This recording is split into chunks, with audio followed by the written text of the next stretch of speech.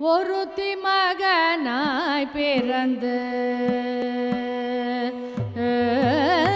ஒருத்தி மகனாய் பிறந்து ஓரிரவில் ஒருத்தி மகனாய் ஒளித்து வளர ஒருத்தி மகனாய் பிறந்து ஓரிரவில் ஒருத்தி மகனாய் ஒளித்து தரிக்கிலானாகித்தான் திங்கு நினைந்த தரிக்கிலானாகித்தான் திங்கு நினைந்த கருத்தை பிழைப்பித்து கொஞ்சல் வயிற்றில் கருத்தை பிழைப்பித்து கொஞ்சல் வயிற்றில் நெருப்பென நின்ற நெடுமாலே நெருப்பென நின்ற நெடுமாலே உன்னை அறுத்தித்து வந்தோ பறை தருதியாக நெருப்பென நின்ற நெடுமாலே உன்னை அறுத்தித்து வந்தோ பறை தருதியாக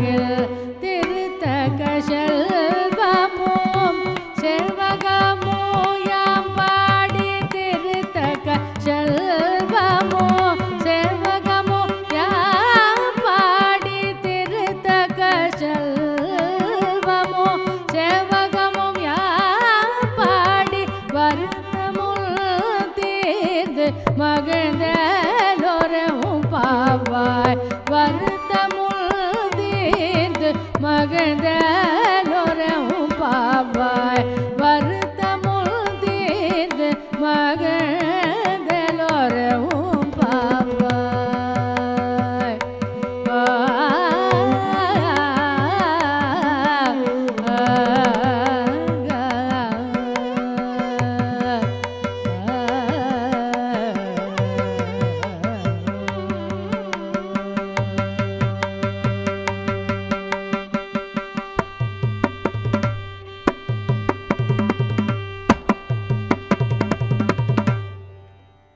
நம்ம நிகழ்ச்சியில முதல் பாடல வந்த திருப்பாவை பாடல பாடினவங்க டாக்டர் சுபாஷினி பார்த்தசாரதி. பேராசிரியர் என்.ஏ. வெங்கடகிருஷ்ணன் அவர்கள் இதோடைய விளக்க உரையை சொல்ல வந்திருக்காரு.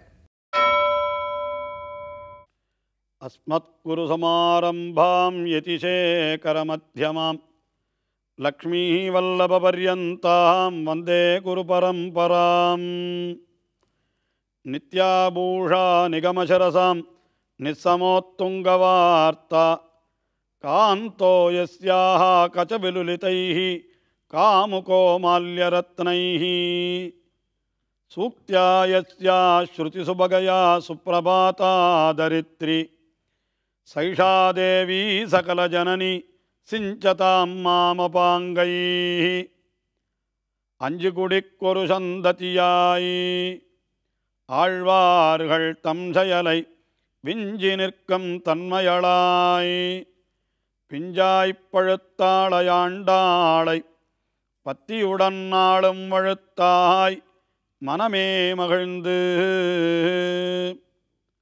ஒருத்தி மகனாய் என்கின்ற 25வது பாசுரத்திலே கண்ணபிரானை பார்த்து அவர்கள் சொல்லுகிற வார்த்தை, உன்னையே நாங்கள் நினைத்து கொண்டு வந்தோம், எங்களுக்கு வருத்தமும் தீர்ந்து மகிழ்ச்சி ஏற்பட்டது என்று தெரிவிக்கிறார்கள். கண்ணபிரானிடத்திலே செல்லுகிற வரை அவர்கள் என்ன நினைத்து கொண்டிருந்தார்கள் என்னால், தங்களுக்குத்தான் கண்ணபிரானிடத்திலே மிகவும் அன்பு என்று நினைத்தார்களாம். ஆனால் அவனை போய் பார்த்தால் அவன் எப்படி இருந்தான்? நெடுமால் என்னால், நெடு என்னால் மிகவும் நீண்டதான, மால் என்னால் அன்பு, ஆக மிக்க அன்பை உடையவனாக அவன் இருந்தான். அவனை பற்றி சொல்லுகின்றார்கள், ஒருத்தி மகனாய் பிறந்து ஓரிரவில் ஒருத்தி மகனாய் ஒளித்து வளரா. கண்ணபிரான் செய்த செயல்களையெல்லாம் சொல்லுகிறார்கள்.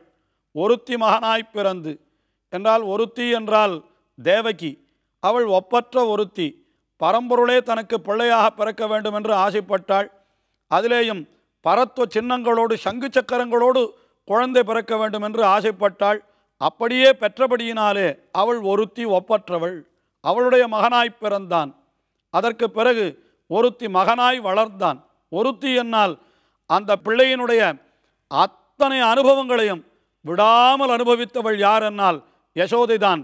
எல்லாம் தெய்வனங்க யசோதை பெத்தாளே என்று சொல்லும்படியான பாக்கியம் அது கிடைத்தது ஆருக்குன்னா அது யசோதைக்குத்தான். ஆகையினாலே அவள் ஒருத்தி என்ன, அவளையும் ஒப்பற்ற ஒருத்தி என்கிறார்கள். அவளுடைய மகனாய் வளர்ந்து அதற்கு மேலே இவன் இப்படி ஓரிரவில், அந்த இரவிலே தான் அப்படி போய் சேர்ந்தான். மதுரா நகரத்திலிருந்து திருவாய்ப்பாடிக்கு போய் சேர்ந்தான். அங்கேயும் தன்னுடைய பெருமைகளெல்லாம் யாருக்கும் தெரியாதபடி ஒளித்து வளர என்று தன்னுடைய பெருமைகளையெல்லாம் ஒளித்து கொண்டு வளர்ந்தான். ஒளிந்து வளர அல்ல, ஒளித்து வளர தானே தன்னுடைய பெருமைகளை மறைத்து கொண்டு வளர்ந்தான். ஆனால் இதையும் கூட தரிக்கிலானாகி இதை பொறுக்க முடியவில்லை கம்சனாலே. என்னென்னவோ செய்து பார்த்தான். முடிவிலே என்ன செய்தான்? தன்னுடைய கண்வட்டத்திலேயே வைத்து அவனை மாய்த்து விட வேண்டும், கண்ணனை மாய்த்து விட வேண்டும் என்று நினைத்து என்ன பண்ணினான்? அவனை வில்விழவு என்கின்ற ஒரு வியாஜத்தை வைத்து மதுரா நகரத்திற்கு வரவழைத்தான். அப்பொழுது கம்சன் என்ன நினைத்தான்? மல்லர்களை இட்டாவது அல்லது யானையை இட்டாவது இந்த கண்ணனை மாய்த்து விட வேண்டும். பிறகு ஐயோ மருமகனே நீ போய்விட்டாயா என்று அழுது புலம்பி ஊரார்களை நம்ப வைத்து விட வேண்டும் என்று எல்லாவற்றையும் கம்சன் தன்னுடைய மனத்திலே நடித்து கூட பார்த்து கொண்டு விட்டானாம். ஆனால் அங்கே நடந்தது என்ன என்றால், கஞ்சன் கருத்தை பிழைப்பித்து, கஞ்சனுடைய கருத்து கம்சனுடைய கருத்தை பிழைப்பித்து என்பதற்கு அவனுடைய நினைவை அவன் தன்னோடே போக்கி என்கிறார் வியாக்கியானத்திலே. அதாவது அவன் தனக்கு என்ன செய்ய நினைத்தானோ அதையே அவனுக்கே செய்துவிட்டான் கண்ணன் என்கிறார்கள். அதாவது இவனை கொன்றுவிட்டு தான் அழ வேண்டும் என்று நினைத்தான் கம்சன். ஆனால் கண்ணன் என்ன செய்தான் என்றால், அந்த கஞ்சன் கருத்தை பிழைப்பித்து இவன் அவனை கொன்றுவிட்டு ஐயோ மாமனே நீ போய்விட்டாயா என்று இவன் கண்ணீர் விட்டு அழுதான் என்று வேடிக்கையாக வியாக்கியானத்திலே காட்டுகின்றார்கள். அப்படி கருத்தை பிழைப்பித்து கஞ்சன் வயிற்றில் நெருப்பென்ன நின்ற நெடுமாலே, இந்த கண்ணனை நினைக்கும் பொழுதெல்லாம் கம்சனுக்கு வயிற்றிலே நெருப்பை கட்டி கொண்டார் போலே இருக்குமாம். அப்படி ஒரு பெரிய வயிற்றெரித்தலோடையே அந்த கம்சன் இருந்தானாம். என்ன செய்தான்? திருவாய்ப்பாடியில் இருக்கக்கூடிய கோபிகைகள் அத்தனை பேரும் கண்ணன் மதுரா நகரத்திற்கு செல்லுகிறான் என்று அறிந்தவுடனே ஐயோ கண்ணனுக்கு கம்சனாலே என்ன ஆபத்து வந்து விடுமோ என்று அஞ்சி வயிற்றிலே நெருப்பை கட்டி கொண்டிருந்தார்களாம். அந்த நெருப்பு அத்தனையும் வாரிக்கொண்டு வந்தவன் அதை கம்சனுடைய வயிற்றிலே வைத்து விட்டான் என்கிறார்கள் வியாக்கியாதாக்கள். இப்படி நெருப்பென்ன நெடுமாலே உன்னை அறுத்தித்து வந்தோம். உன்னை அறுத்தித்து வந்தோம் என்னால் உன்னை வேண்டி வந்தோம், உன்னிடத்திலே ஒரு பொருளை வேண்டி வந்தோம் அல்லோம், உன்னையே வேண்டி வந்தோம், உன்னைத்தான் நாங்கள் பயனாக பெற வந்தோம் என்று அவனை பார்த்து சொன்னார்களாம்.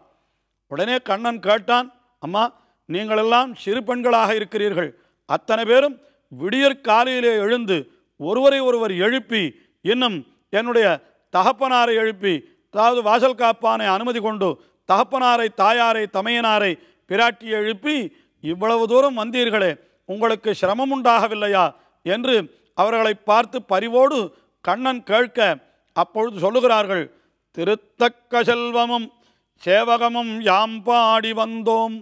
உன்னுடைய திருவுக்கு தக்க செல்வம், அதாவது எம்பெருமானுக்கு தகுந்தவளான பிராட்டி, பிராட்டிக்கு தகுந்தவளான எம்பெருமான் என்று சொல்லும்படியாக துல்லியசீல வயோவிருத்தாம் துல்லியாபிஜன லக்ஷணாம் என்று சொல்லும்படியாக அப்படி ஒருவருக்கு தகுதியான ஒருவர், அவர்கள் இருவரையும் அந்த இருவருடைய சேர்த்தியையும் நாங்கள் பாடிக்கொண்டு வந்தோம். அதனாலே எங்களுடைய வருத்தமும் தீர்ந்தது, மகிழ்ச்சியும் ஏற்பட்டது என்று இவர்கள் சொல்லுகிறார்களாம். எம்பெருமானை பாடிக்கொண்டே, அதுவும் பிராட்டியோடு சேர்ந்த எம்பெருமான், அவனை பாடிக்கொண்டே சென்றால் நமக்கு வழிநடையிலே எந்த துன்பமும் தெரியாது. பாதேயம் புண்டரீகாட்சநாம சங்கீர்த்தன அமிர்தம் என்று சொல்லுகிறார்கள். அப்படி எம்பெருமானை பாடிக்கொண்டே வந்தபடியினாலே இவர்களுக்கு வழிநடையிலே வருத்தம் ஏதும் தெரியவில்லை என்று சொல்லுகிறார்கள். வருத்தம் சென்றது மட்டுமல்ல, மகிழ்ச்சியும் உண்டாயிற்று என்று அதையும் சேர்த்து சொல்லுகிறார்கள். அப்படி நாங்கள் வந்தோம் எம்பெருமானே, உன்னை அறுத்தித்து வந்தோம், உன்னையே வேண்டி வந்தோம், ஆனால் பறையின் தருதியாகில் என்று அதையும் இந்த பாசுரத்திலே விண்ணப்பிக்கிறார்கள்.